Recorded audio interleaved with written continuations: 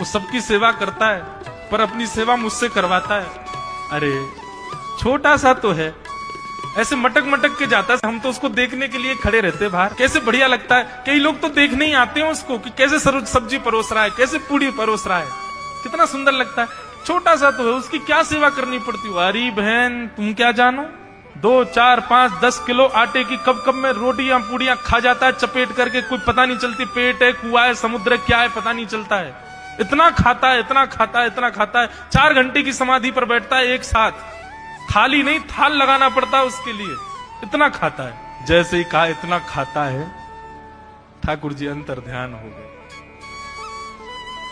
शाम का समय, त्रिलोचन जी रोज शाम होते ही बैठते थे, थोड़ी देर कुछ चर्चा आदि करते थे भक्तों की। त्रिलोचन जी ने बुलाया, अंतर्यामी, ओ बेटा अंतर्यामी कहाँ हो, जल्दी आओ, चलो शाम हो गई है, थोड़ी देर बैठे कुछ सत्संग करें, कीर्तन करें। अंतर्यामी नहीं आए। पूरे घर में खोज लिया, ठाकुर जी नहीं मिले। रसोई घर में खोज लिया, ठाकुर जी नहीं मिले। पड़ोसियों से पूछ लिया, नहीं मिले। सब्जी मंडी देख आए, ठाकुर जी नहीं मिले। पूरा पंढरपुर देख लिया, लेकिन ठाकुर जी नहीं मिले। त्रिलोचन जी बड़े उदास हो गए। पत्नी से कहने लगे, पता नहीं कहां चला गया, कहां गया होगा, पता नहीं। देवी तुमने उससे ये तो नहीं कह दिया था कि इतना क्यों खाते। बोले नहीं नहीं, मैं तो कान पकड़ती हूं, मैं कभी नहीं कहती उससे। बोले किसी और से तो नहीं कहा था ना तुमने, क्योंकि उसने वचन दिया था ऐसा कहोगे तो मैं चला जाऊंगा। बोले हाँ आज एक गलती हो गई, पड़ोसी के पास बैठी थी, उससे बात करते करते मेरे मुख से गलती से निकल गया कि अरे उसके लिए तो बहुत बनाना पड़ता है, 10 किलो आटा खा जाता है, इतना खाता है, तो निकल गया था। समझ गए। बोले ओहो इसीलिए चला गया, उसको पता चल गया कि तुमने कह दिया है तभी चला गया है। त्रिलोचन जी और उनकी पत्नी दोनों श्री पंडरीनाथ भगवान मंदिर के दहली पर जाकर के बैठ गए। जाकर के ठाकुर जी के आगे हाथ फैला करके कहने लगे, बोले नाथ, हे पंडरीनाथ, आपने हमको संतान नहीं दी, पुत्र नहीं दिया, पुत्री नहीं दी जीवन में, हमने कभी उसकी अपेक्षा नहीं की, हमने कभी आपसे शिकायत नहीं की कि हमको संतान क्यों नहीं दी। एक सेवक हमारे जीवन में आया, और जब से वो सेवक आया हमारे यहाँ संतों की सेवा होने लगी, हमारे यहाँ कीर्तन होने लगा, हमारे यहाँ सत्संग होने लगा, हमारे यहाँ खूब आनंद की उमंग होने लगी।